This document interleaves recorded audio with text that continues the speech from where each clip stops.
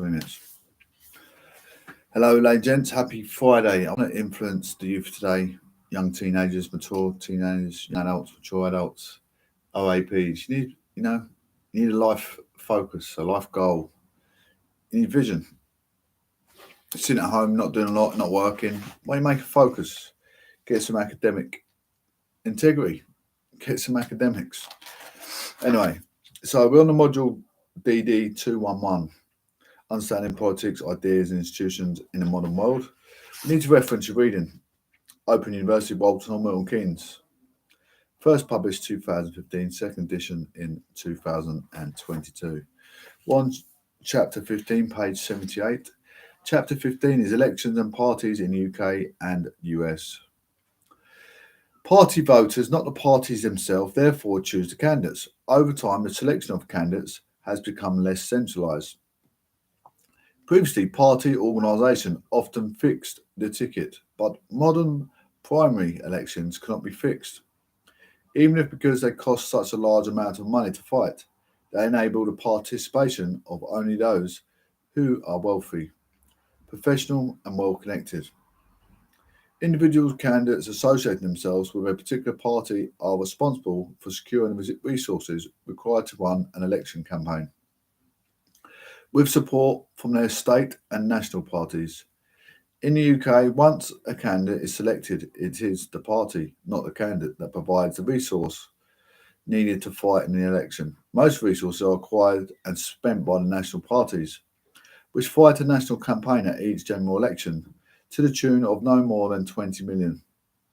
In the US congressional and presidential elections of 2020, parties and campaigns spent a sum of 14 million. Differences in party leadership. Parliamentary parties may appear to be more collective, collegial organisations than parties that elect presidents, but parliamentary parties are actually far more cohesive and unitary actors, such as are the realities of modern politics, that UK parties have fallen increasingly under the control of predominant leadership. This need to not that the leadership is omnipotent, but it has become ever more powerful, especially when a party is electorally popular and considered to be politically successful. In the UK, the party leadership, the members of the party have been elected to public office, is now the key feature of contemporary party politics. Parties retain some appearance of mass party.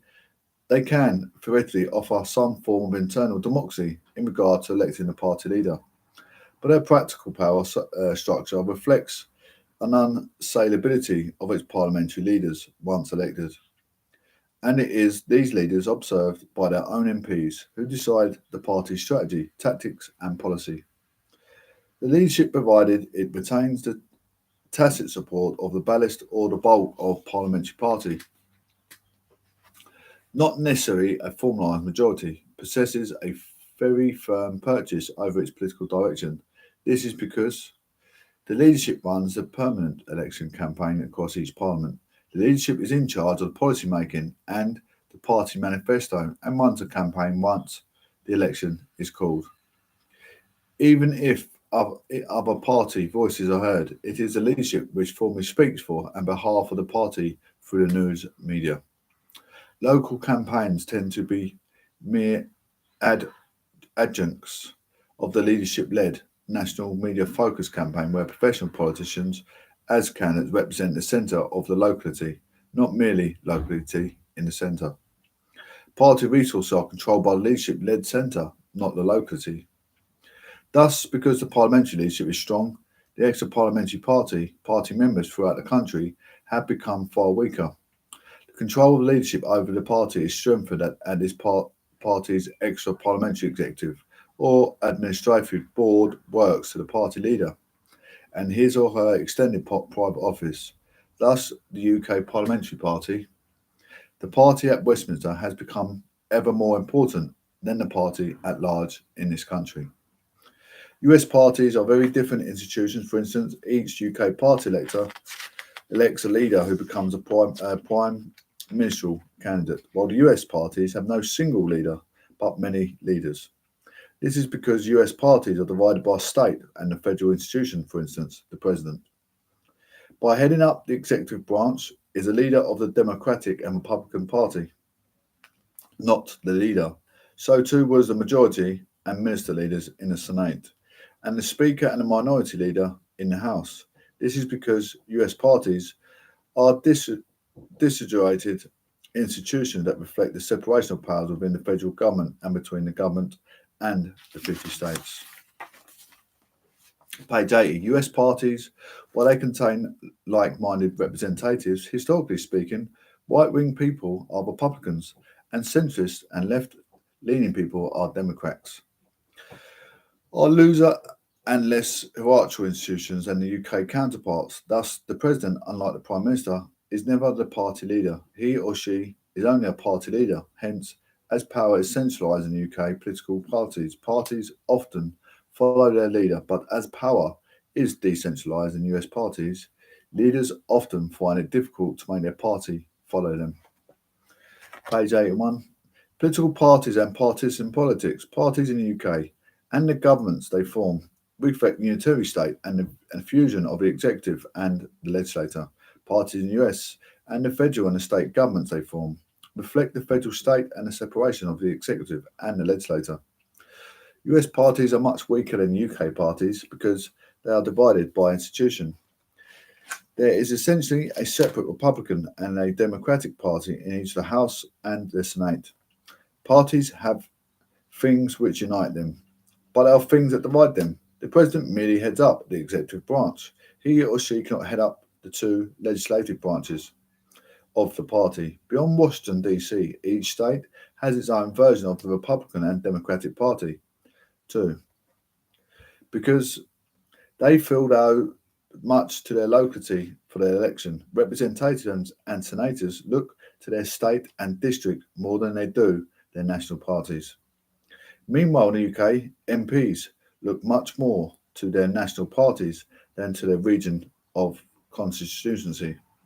This means that the US parties are far more pluralistic organisations. They represent the local as well as the national. Election to the UK House of Commons owes everything to the party affiliation of a candidate, and much less to the personal tributes of that individual once elected.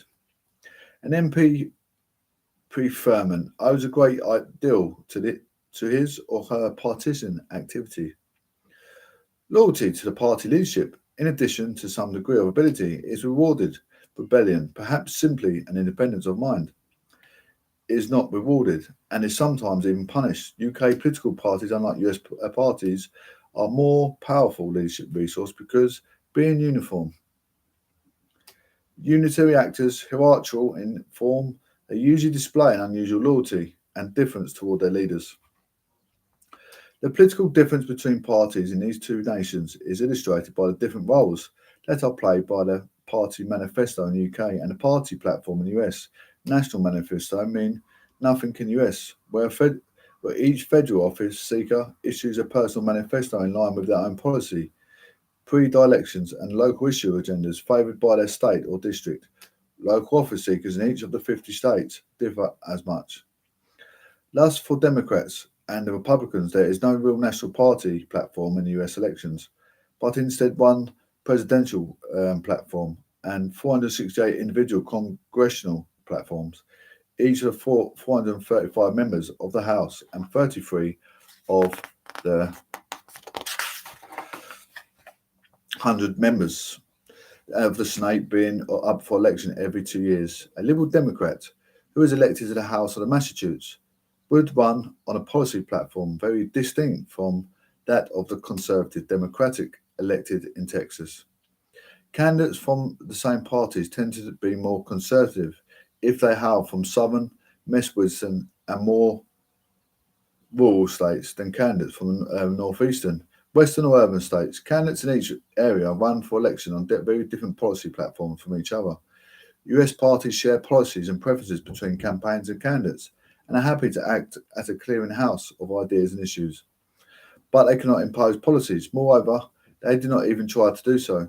The opposite happens in the UK, where the prime ministerial candidate, his or her staff, are senior party associates direct the policy stance on which legislative candidates seek election. Candidates have no say in the drawing up of the party manifesto, even if party membership may sometimes be consulted. UK party manifesto tend to be product of deliberations by the party's collegial leadership as a discussion in which the view of the party leader, the Prime Minister or the Prime Minister designate is inevitably paramount. The reality is that divided government in the US produces parties that are divided. Congressional parties organise themselves as parties and they act as a bridge between the two branches of the government, but can never only ever provide a weak bridge, and often they fail to provide any bridge. This is because they are too weak and the separation of powers between political institutions is too strong. For parties to fulfil the function effectively or consistently, representatives and senators are much more likely to follow their own conscience and the preserved will of their director of the state and their party whip. Parties may permit mass participation in the selection of candidates, but party structures do not enable party members to exert much, if any, influence over the party. It is the individual politicians pursuing their own aims and careers who are the central actors in the congressional processes, not the parties themselves. Managing legislative affairs is therefore extremely difficult in the US. This is because it involves building and maintaining the connection between two constitutionally separate entities, the executive and the legislative branches. On the issue of presidential concern, Patterson 2000, page 14 to 15. Being in a separated executive, the president has few carrots and hardly any sticks with which to persuade legislators of the same party to enact his or her preferred policies. The president has neither carrot nor stick to entreat legislators of the opposing party to help pass him or her policies into law. By contrast, unified government in the UK positively encourages party line in voting in Parliament. There might be an increasing propensity on the part of majority of MPs to rebel against the party line, but the party line is enacted in some form. To form the executive in the UK, a party or a coalition of parties must have majority in the House of Commons, whereas the separated US legislature merely cheeks and balances the US executive. It falls to the UK legislature to both apply and support the executive, and to check and balance it.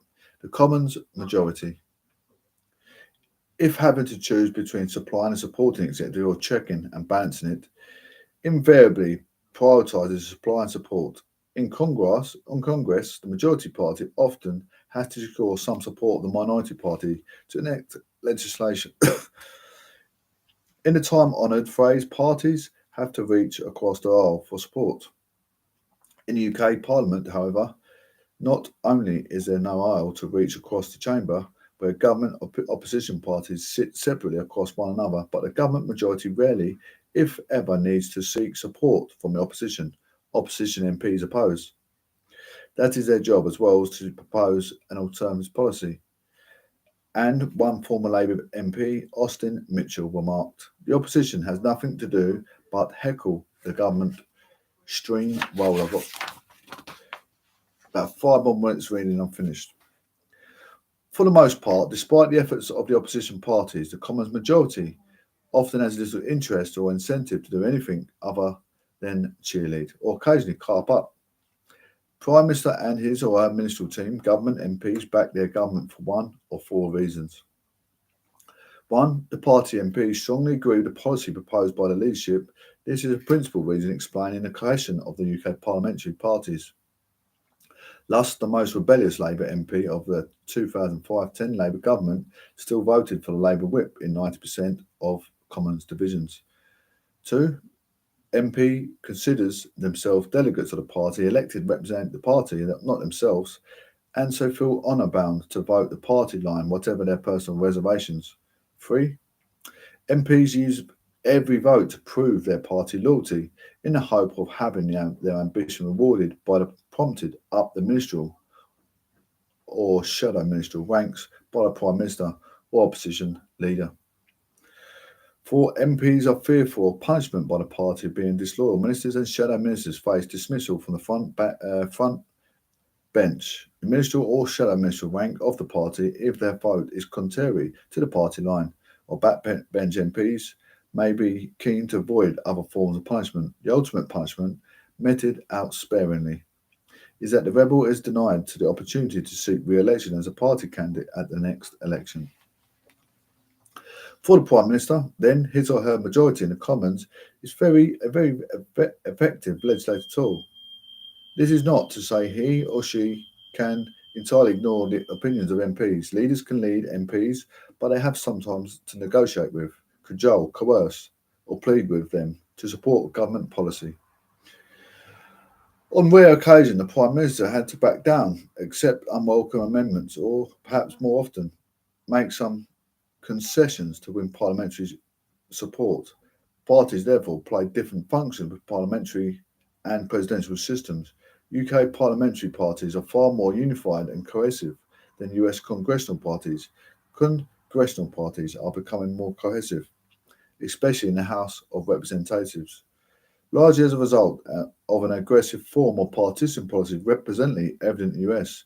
Still, they remain far less cohesive than their UK counterparts. This means that the US president, having little control over his or her party in a system which separates the executive from the legislator, has at best only law-making influence, and such influence is too often negotiable. The UK Prime Minister, however, being the leader of the party in a system in which the executive is guaranteed a strong and usually supported party majority, it is often than not able to lead a partisan Commons majority. This is something which grants the Prime Minister and his or her executive considerable law-making power, and at its possession of such powers that owes much to the working of the political parties in the UK and US. I'll leave that there for now. We're going to have a little break.